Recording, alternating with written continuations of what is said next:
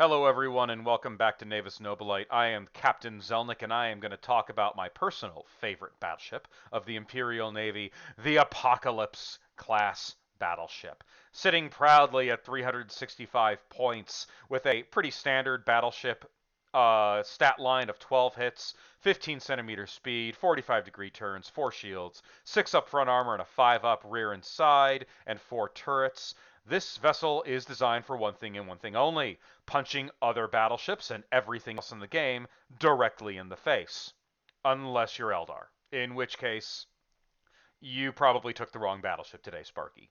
So it has a port and starboard strength 6 Lance battery at 30 centimeter range. That's not a lot. It has a Prow Nova cannon, the only standard battleship that has a Nova cannon, and a dorsal weapons battery of strength 6 that fires front and left right. Now, I'm sure you're all going, 30 centimeter strength 6? How's that going to take on any other battleship? Well, that's because the Apocalypse battleship has a little bit of a sordid history. The original rules basically ended there, and it made ultimately for a very underpowered battleship. Simply put, the Apocalypse never lasted long enough to get into close range in order to be able to really hurt anything.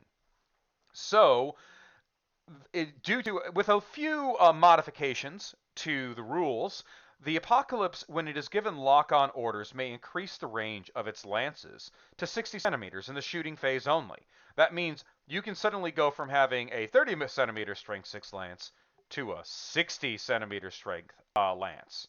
However, if you do, um, if they are fired at 45 centimeters or greater, you will suffer an immediate thruster's damage critical hit. But you don't take the damage. It must be repaired, however. That's very important. That means you can't turn, okay? Which is not always a bad thing, but maneuverability on battleships is bad enough. Really, this is important for if you have that key moment where an enemy capital ship has all of its shields down and you really need to give it a really reliable punch from a really long distance. So the if you're willing to take that loss in maneuverability, uh, this is a solid option. And if they're within 45 centimeters, there's no negative to doing this. So bear in mind, this vessel is specifically designed, tailor-made, to screwing over anything that does not have a hollow field. This is the bane of the Necrons. If the Necron player gets any ship within the port and starboard of this vessel, and it is locked on, it's going to be a very bad day for the Necrons. In fact, it's going to be a bad day for everybody. Now, people have pointed out that the Prow Nova cannon on this ship is kind of underpowered compared to the Strength 9 torpedo that the Retribution has. And to an extent, that is correct. I would much rather have a Strength 9 Prow torpedo than have a Nova cannon. However, what this provides you is far more nuanced than just the opportunity to get a direct hit. This is a Nova cannon on a platform that is not a cruiser.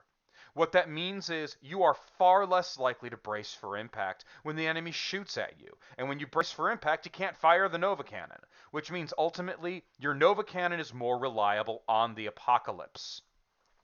Now, when using an Apocalypse, it's mostly meant to be a giant hammer. It is the hammer to the anvil of the Retribution.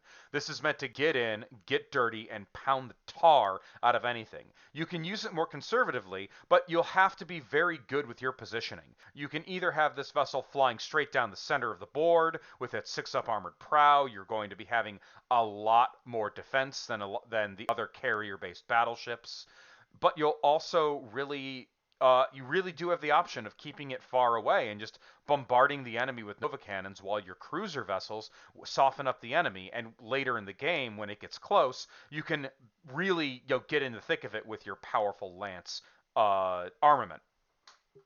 Now, the vessel is rather expensive. It is a bit of a investment in your fleet, but at least from my perspective, I have never, ever regretted taking the ship unless I've encountered Eldar, because this ship is very poorly situated for fighting against Eldar. It's a little like a souped-up Gothic.